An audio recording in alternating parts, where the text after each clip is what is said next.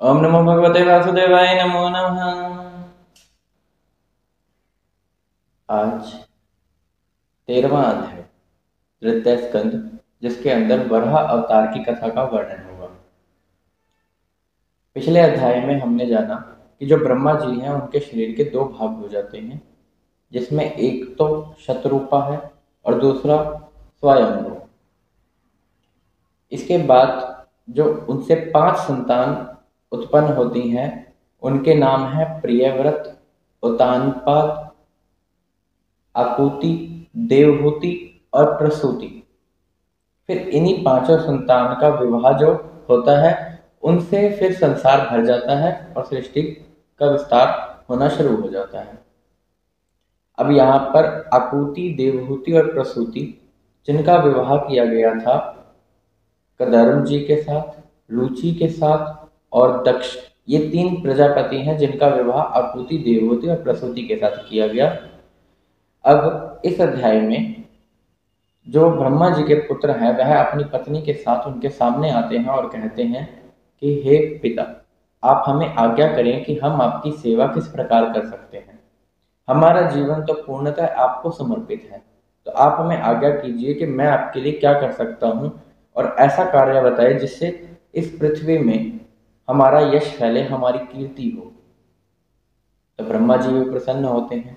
यह देख करके पिता की आज्ञा का पालन हो रहा है और हर पुत्र को ऐसे ही करना चाहिए, अपने आप को पूरा का पूरा समर्पित कर देना चाहिए अपने पिता को, क्योंकि वह हमारे जन्मदाता हैं और वह प्रभु ही है।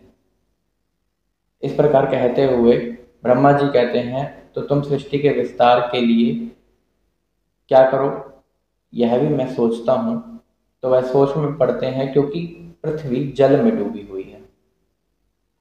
पृथ्वी का तो विस्तार करना ही है, उस पर लोगों को लाना है और बहुत सारे आगे लोग फैलाने हैं और कर्म बढ़ते चलना है। इस चीज को करने के लिए पृथ्वी को भी तो जल से बाहर आना पड़ेगा। तो ब्रह्मा जी सोच रहे हैं, जब मैं लोकों का निर्माण कर रहा था तब मेरे को पृथ्वी का ध्यान नहीं था, तो पृथ्वी जल में चली गई। अब वह अथाह जल में से कौन बाहर निकाल के लेके आई। जब वह इस प्रकार सोच रहे थे, तब उसी समय उनकी नाक से एक छोटा सा शिशु वराह अवतार लेकर अंगूठे के बराबर उनके सामने प्रकट हो जाता है। अब ब्रह्मा जी के पुत्र जो मरीचि आदि हैं, वह सोच में पड़ जाते हैं यह कौन है, और यह सोचते देखते ही देखते उनकी आंखों के आगे वह शिशु इतना बड़ा हो जाता है कि वह अब गजराज के समान है, बहुत ही बड़ा, बहुत ही विशाल। और वह गरज रहा है, और वह ऐसे गरज रहा है कि पूरा का पूरा ब्रह्मांड उनकी गरजराहट से एक बार प्रफुल्लित हो जाता है, खुश हो जाता है, हर्ष से भर जाता है। यह देखकर वह समझ जाते हैं कि यह तो स्वयं भगवान है, जो कि पृथ्वी को बाहर निकालने के लिए आए हैं। पृथ्वी माता को लेने के लिए वह गजराज के समान पहले तो आकाश में उछलते कूदते हैं, गजराते हैं, और उनकी गरजराहट से पूरा का पूरा ब्रह्मांड खुश हो रहा है। एक बार फिर गरज कर वह पानी के अंदर प्रवेश करते हैं, और जब वह पानी के अंदर प्रवेश करते हैं तब मानो समुद्र का पेट फट गया हो, और फिर वह अपने तीखे तीखे नाखूनों से, जो कि बाण के समान है, उन पानी को चीरते हुए अंदर की ओर जाते हैं अपनी दाढ़ों पर। उनकी दाढ़ें सफेद हैं और नख बिल्कुल तीखे हैं, बहुत ही शोभामयी, सूकर अवतार भी बोला जाता है इस रूप को। तो वह अपनी दाढ़ों पर, जैसे गजराज के दांत होते हैं, ऐसे इस अवतार में उनके भी वैसे ही दांत हैं, तो उसको दाढ़ों बोला गया है। दाढ़ों पर पृथ्वी को रखते हैं और फिर बाहर लाने लगते हैं। इतने में ही विघन डालने के लिए हिरण्याक्ष आ जाता है। हिरण्याक्ष पृथ्वी को लेके जाने नहीं देता, वह एक राक्षस है। अब भगवान का क्रोध बढ़ता है, पहले ही वह गरज रहे थे और पंगे लेने के लिए हिरण्याक्ष पहुंच गए। अब उनका क्रोध इतना है कि वह चक्र से उसका वध कर डालते हैं, ऐसे कि जैसे सिंह हाथी को मार डालता है, इसी प्रकार वह भी उस हिरण्याक्ष का वध कर देते हैं। अब वह पृथ्वी को बाहर निकाल कर लाते हैं और ब्रह्मा जी और मरीचि आदि उनके पुत्रों से मिलते हैं। वहां पर ब्रह्मा जी स्तुति करते हैं, उनको कहते हैं कि आपको पुनः पुनः प्रणाम है। आपके कर्मों का कोई पार ही नहीं है, आपके गुणों की कोई सीमा नहीं है। जो इसका पार पाना चाहता है उसकी तो बुद्धि नष्ट हो गई है, क्योंकि आपके गुणों की कोई सीमा है ही नहीं।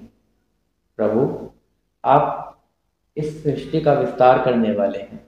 इस ब्रह्मांड, इस लोक और ये आश्चर्य में जितनी भी चीजें हैं, सबका निर्माण करने वाले केवल आप ही हैं। मेरी खुद की उत्पत्ति आपसे ही हुई है प्रभु। आपने जो यह वराह अवतार लेकर, इतना सुंदर रूप लेकर भक्तों पर कृपा की है और इस पृथ्वी पर कृपा की है, पृथ्वी माता को जगह दी है, और अब इस सृष्टि का भी विस्तार हो सकेगा। इस पृथ्वी पर जो लोग हैं फिर विचरण कर सकेंगे, यह केवल आपके ही कारण हुआ है। और इस पृथ्वी को निकालने का साहस भी केवल आप में ही था, यह और कोई नहीं कर सकता। इतनी सुंदर लीला को जो श्रद्धा पूर्वक सुनता है या सुनाता है, उसके सारे पाप और ताप नष्ट हो जाते हैं। यदि आने वाले समय में कोई दुर्घटना होने वाली है या कोई बुरा समय आने वाला है, वो पूरी श्योरिटी है, एज इट इज टल जाता है, क्योंकि यह कथा ही निर्मल भाव की है।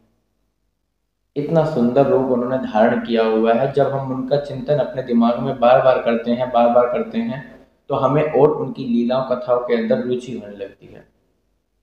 तो इस प्रकार हमारे जीवन के आगे के जो पाप ताप हैं वह नष्ट हो जाते हैं। जो हो गया उसका तो कुछ नहीं कर सकते, लेकिन आने वाला समय बदला जा सकता है।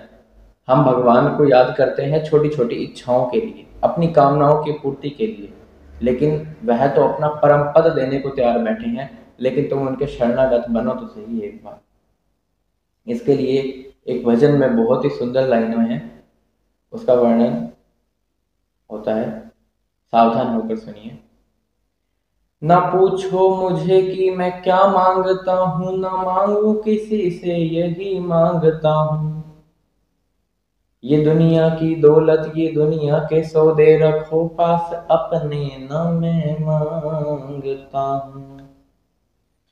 अगर मांगू भी तो बस यही मांगता हूँ, मैं तेरे सिवा कुछ नहीं मांगता हूँ।